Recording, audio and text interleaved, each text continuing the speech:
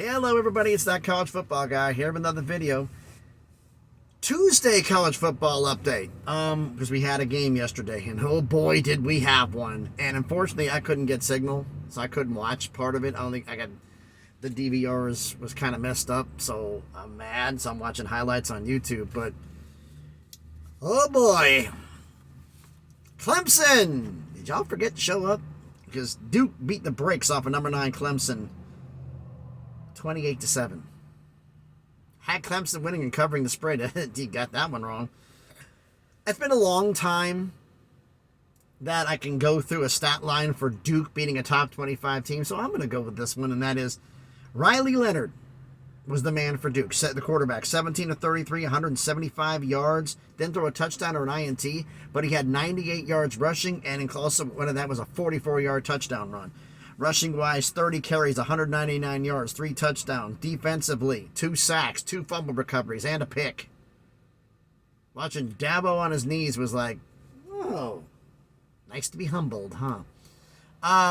Yeah, I enjoyed it. I enjoyed watching the highlights. I wish I could have watched the whole game because I've probably been laughing my butt off in my truck. But then again, I probably wouldn't have slept much. It's one game. But can we give some flowers to Mike Elko, the head coach of Duke? Last year, he got them believing in themselves in bowl games. First game of year 2, you do this. There comes a situation, time other situations, it comes up, right man for the right job. I think this might be it when it comes to Duke football. Mike might be the guy.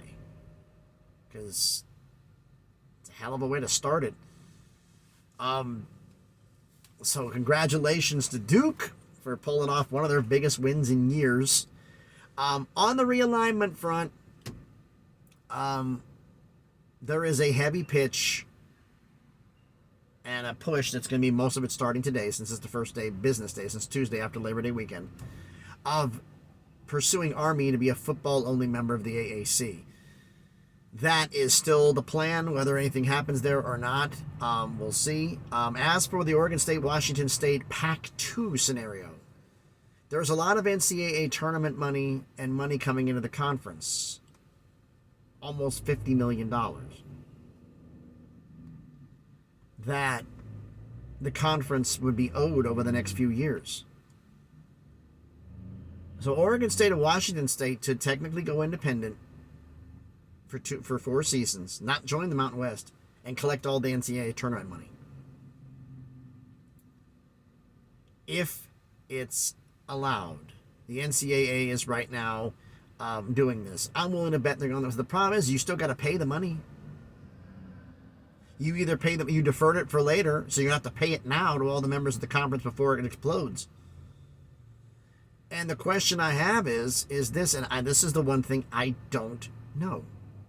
When the Southwest Conference imploded, did they do the same thing?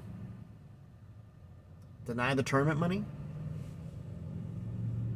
For the bowl games and everything? Did they do that before with the Southwestern Conference when they got pilfered apart? I